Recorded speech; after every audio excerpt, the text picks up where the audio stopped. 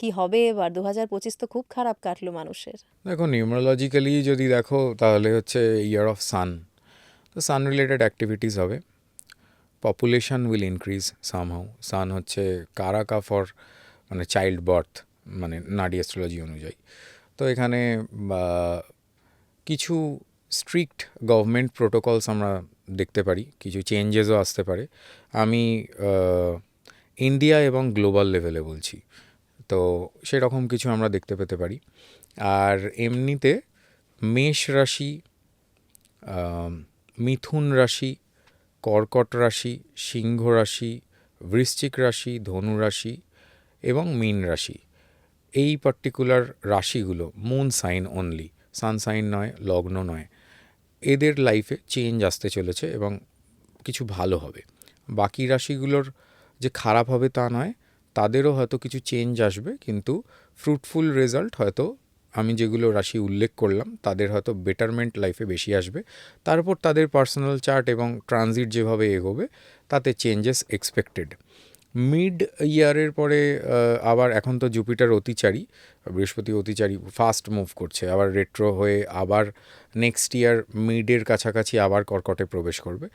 তো বৃহস্পতি যখন এক্সল্টেড থাকবে ক্যান্সারে, যেটা এখনও রয়েছে, তো অনেকের লাইফে গুরু প্রাপ্তি হবে বা কোনোভাবে অনেকে একটু হাইলি স্পিরিচুয়াল হয়ে যেতে পারে এই টাইমে। স্পিরিচুয়াল রিলেটেড কথাবার্তা পুরো ওভারঅল মিডিয়াতে অনেক বেড়ে যাবে, এরকম দেখতে পাবো আমরা। এবং অনেক কিছুর মানে রেভলিউশনারি চেঞ্জ আসতে চলেছে গ্লোবালিও, এটা আমার মনে হয়। এই যে ধরো মানে ন্যাচারাল ডিজাস্টারগুলো হচ্ছে, এইগুলো কি একটু কমবে? না, এগুলো খুব একটা কমবে বলে আমার মনে হচ্ছে না। এগুলো মোটামুটি যতদিন না স্যাটার্নের ট্রানজিট সরছে, মোটামুটি 2.5 বছর টাইম লাইনে 2027 জুন অবধি এগুলো আমরা একটু আধটু দেখতেই থাকবো। যেহেতু আমরা ট্রানজিটে মেনলি দেখে থাকি হচ্ছে যেগুলো slow moving planets, Rahu, Ketu, Saturn and Jupiter mostly. এবারে যেগুলো মানে খুব তাড়াতাড়ি ট্রানজিট করে এরকম প্ল্যানেটসের মধ্যে মঙ্গলও একটা, 45 ডেজ মোটামুটি ট্রানজিট টাইম।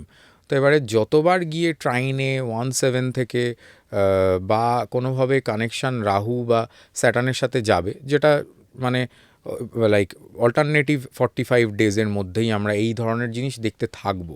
তো এটা যে অনেকে বলছিল যে মঙ্গলের বছর তাই এটা বিশাল অমুক তমুক, এরকম ব্যাপার নয়। ইভেন আমি বলেছিলাম, আমার মনে আছে আমি অনেকগুলো পডকাস্টে বলেছিলাম যে যুদ্ধ মতো সিচুয়েশান সেরকম হলেও এটা আফটার পার্টিকুলার টাইম এটা কমে যাবে এবং আমরা কোনো গভর্নমেন্ট স্ক্যাম বড় দেখতে চলেছি। তো এটা আমি জানি না কতজন ম্যাচ করিয়েছে, এগুলো সবই হয়েছে। তো এই জিনিসগুলো চলবে এবং নেক্সট ইয়ারেও এক্সপেক্টেড কি আমরা নতুন রকমের অনেক গভর্নমেন্ট রিফর্মস দেখতে পাবো, যেখানে